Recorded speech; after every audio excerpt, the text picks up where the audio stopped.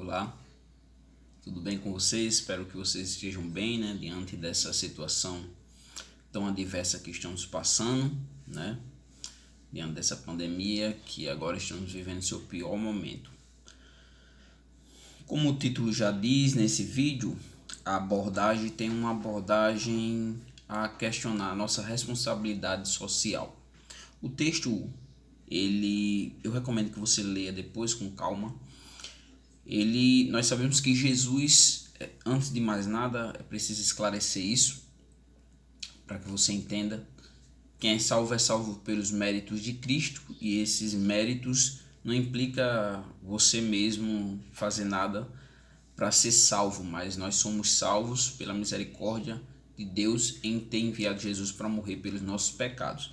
E como cristãos, né, ou não sei se você é cristão ou não, nós somos comissionados à prática do bem e nós seremos cobrados por isso.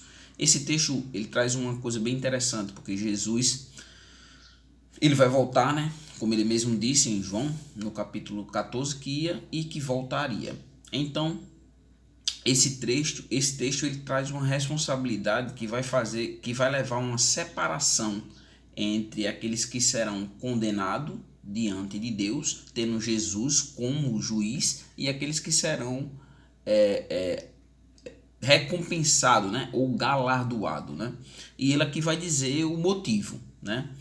Primeiro ele vai dizer que Jesus vai voltar, né? E agora dessa vez ele vai voltar com todos os seus anjos, e aí ele vai se assentar no trono e aí julgará todas as nações, que no caso serão um réu, né, diante dele.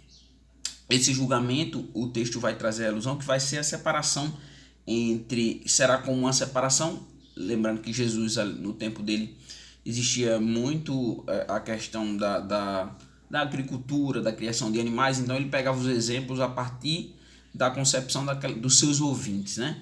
Então ele diz que esse julgamento vai ser como se fosse a separação, né? Como um criador, um pastor separa as ovelhas, né, dos cabritos. E aí ele diz que vai haver os cabritos, as ovelhas vão para o lado direito, os cabritos vão para o lado esquerdo. E aí os que estiverem ao lado direito, né, no caso, podemos dizer assim, os justos, aqueles que foram justificados e abraçaram essa justificação e viveram uma vida para agradar a Deus, uma vida que honraram a sua vocação, né, honraram o seu chamado, né, praticaram. E qual são?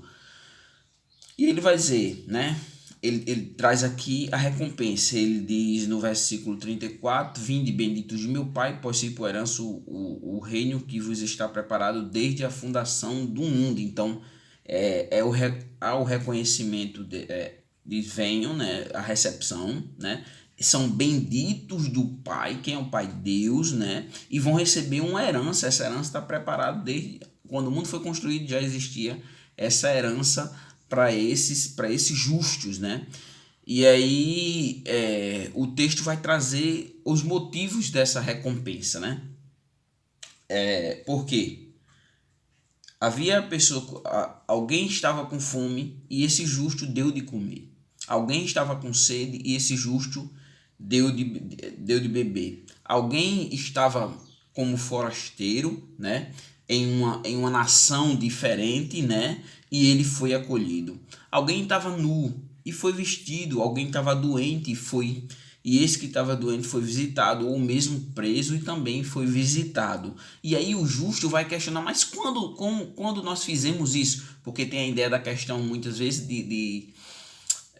das pessoas levarem a salvação, né, meritória, né, por fazerem o bem, né, e acham que são salvos por isso. Mas uma coisa que é interessante é que isso não é algo que você faz para alcançar a salvação, mas que você pratica, que você faz, que você exerce por ser salvo.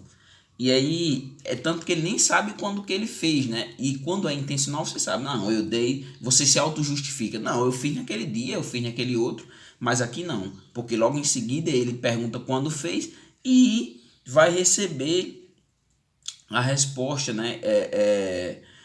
Vai receber a resposta. Quando foi que eu fiz isso? Então, vai dizer, sempre que o fizeste a um desses pequeninos, ainda que dos mais pequenos, assim o fizeste. Então, fez de forma involuntária, né? Ele praticou o bem, praticou a bondade, né? Praticou o amor, né?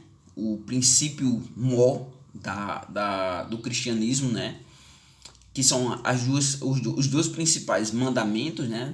Nós temos os 10 mandamentos no livro de Êxodo, né? Que é a conduta do homem para com Deus e do homem para com o seu próximo, que Deus exige do homem, Deus quer que o homem pratique para o bem do próprio homem, né? E para essa comunhão com Deus. E aqui nós temos esse princípio, que é resumido em dois, né? Amar a Deus e amar ao próximo. Amar a Deus faz com que você ame ao próximo. Quando alguém ama a Deus, ele ama o próximo, né? Existe essa prática, né? A luz que nós somos o sal e a luz do mundo, essa luz é refletida na vida das outras pessoas, né? Então, da mesma forma, vai haver a separação ele usa de forma aqui da criação pastoril, vai haver a separação dos cabritos, ó. E aí, as ovelhas e os cabritos vão estar à esquerda, as ovelhas à direita, e ele já explicou o porquê que eles vão receber, né? São benditos e vão receber uma herança que está preparada desde a fundação do mundo. E aos cabritos agora ele que está à esquerda, ele vai dizer, aqui a recompensa também: se afastai-vos de mim para o fogo eterno, preparado para o diabo. O fogo foi preparado para o diabo e para os seus anjos, e você vai para ele também. Aí ele vai dizer: tive fome e não me deu de comer, tive sede e não me deu de beber, estava como forasteiro, você não me acolheu, estava doente ou na prisão e você não me visitou. E aí, da mesma forma, ele vai questionar também. Quando estava com sede, com fome, forasteiro ou doente, aí ele vai responder: quando deixaste de fazer um desses pequeninos. E o texto finaliza dizendo assim: e eles irão para o castigo eterno, mas os justos irão para a vida eterna. Então, castigo eterno e vida eterna, e aqui traz uma responsabilidade social. Enfim, vamos às aplicações, né? Nós temos contemplado desde que o mundo é mundo, né? E até Jesus mesmo já até traz um questionamento em outra parte, quando ele diz: o que dará o homem em troca de sua alma, né? O que o homem pode dar em troca de sua alma? Ou o que adianta o homem ganhar o mundo inteiro e perder a sua alma? E nós vemos isso. Eu não sei se talvez seja o seu caso, mas assim, o que você tem buscado, né? Ou eu vou além, né? Nós sabemos, como a parábola do fazendeiro rico, que a chuva vem de Deus, que tudo que nós conseguimos em nossas vidas provém diretamente de Deus. A saúde, porque ninguém tem saúde. Se você não tiver saúde, você não trabalha, né? E as bênçãos do nosso dia a dia, do nosso cotidiano, tudo provém de Deus. Tudo que nós temos provém de Deus. Tudo provém de Deus. Então, o que você tem feito com aquilo que Deus tem te dado, né? Nós sabemos, tem até em Lucas capítulo 16 a parábola de Lázaro rico, onde o pobre estava ali na porta do rico, desejando comer das migalhas que caía da mesa dele, e ele ali pouco caso fez. Então, o que você tem feito com aquilo que Deus te deu? Nós estamos contemplando aí no meio da rua um monte de gente. Há algum tempo atrás chegou um monte de venezuelano, caso não esteja enganado, venezuelano aqui na cidade de Natal, né, fugindo, né, do que vem acontecendo ali, da tristeza que vem acontecendo naquele país, né? Então, o que nós temos feito? Será que nós temos feito pouco caso? Para no sinal ali, ver uma pessoa que está pedindo diante dessa pandemia aí, e o que nós temos feito? Veja que haverá um reflexo, né? Esse ser, né? O que você é, ele representa, né, a coletividade. Quem você é? Você é o eu só pro eu, você só vive para você e o que importa é você e ninguém mais importa, né? Você está juntando tesouro no céu ou tesouro aqui na terra, né? Quantas pessoas morreram com essa pandemia? Quantas pessoas morreram? Quantas? Quantas pessoas perderam a sua vida por causa dessa pandemia e tinham tanto dinheiro e foram para o melhor hospital, para a melhor UTI e mesmo assim morreram. Então, Deus vai cobrar de cada um aquilo que você fez com aquilo que Ele te deu. Poderíamos exemplificar isso na parábola dos talentos, né? Que cada um recebeu e aí o que fez com aquilo que recebeu. Então Deus, ele vai cobrar de você aquilo que você fez com aquilo que Ele te deu. Então veja que não é só palavras, como Tiago vai trabalhar, né? Que a fé sem a obra, ela é morta. Se você diz que tem fé, mas se essa fé não reflete nas suas obras, essa fé é morta. Ou como diz aqui em Efésios, para finalizar, Efésios no capítulo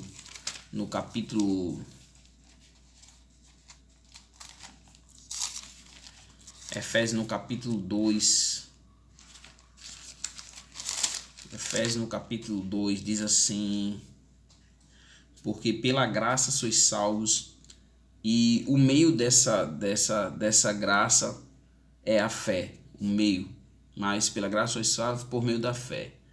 Essa fé não vem de você, mas essa fé é um dom de Deus. Não é pelas obras, não, essa graça, ela não é pelas obras, porque senão as pessoas se orgulhariam dessa graça, dizer que era eu, foi eu. Então não é através das obras, né?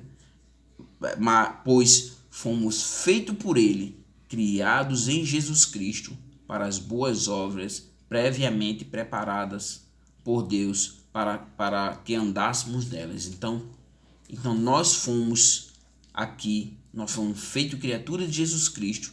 E para quê? Para as boas obras que foram previamente preparadas por Deus para que nós andássemos nela.